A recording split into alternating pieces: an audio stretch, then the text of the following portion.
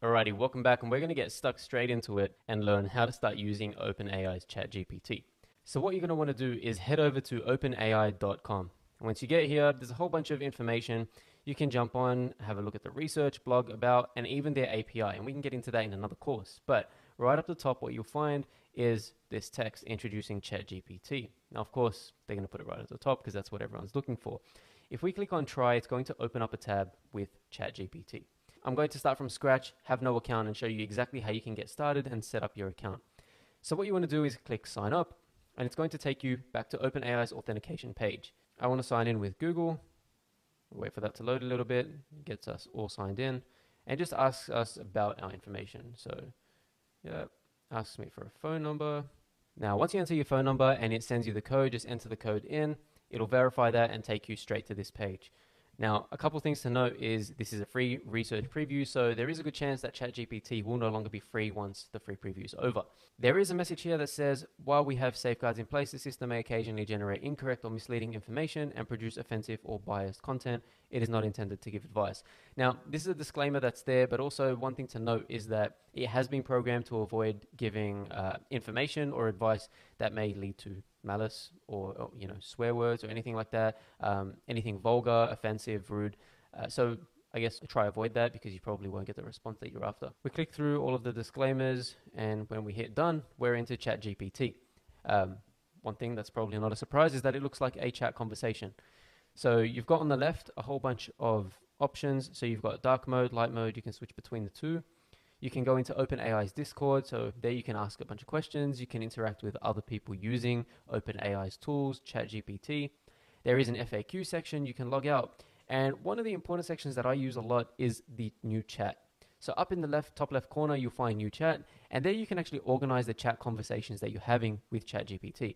Now, one of the cool things about generating new chats rather than continuing everything in one conversation is that you're able to maintain the context and the background in the conversation. So in each chat that you create in ChatGPT, you're able to maintain the context of that conversation and continue that at a later date. Now, this wasn't originally available maybe about a month ago when it first launched. So every time you would log in, it would clear your chat and you would have to start from scratch.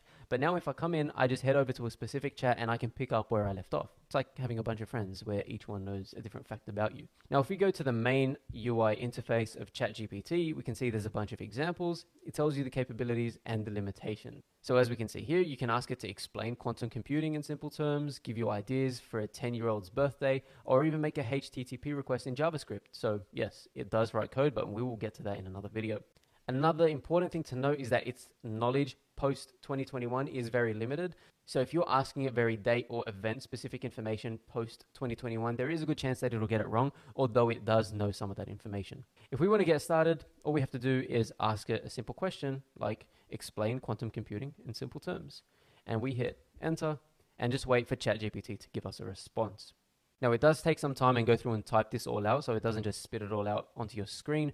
So you will have to wait for the response to finish. One of the things that I'm kind of waiting for them to bring out is the ability to cancel a request. So sometimes if it's writing something too long and from the first paragraph, you can already tell that it's kind of not going down the path that you wanted, to be able to cancel that. But right now you have to wait until it finishes and then type and make some improvements. What we can do here is ask it to make the response a little shorter, and it'll do exactly that. It'll give you that in basically a more concise paragraph or two.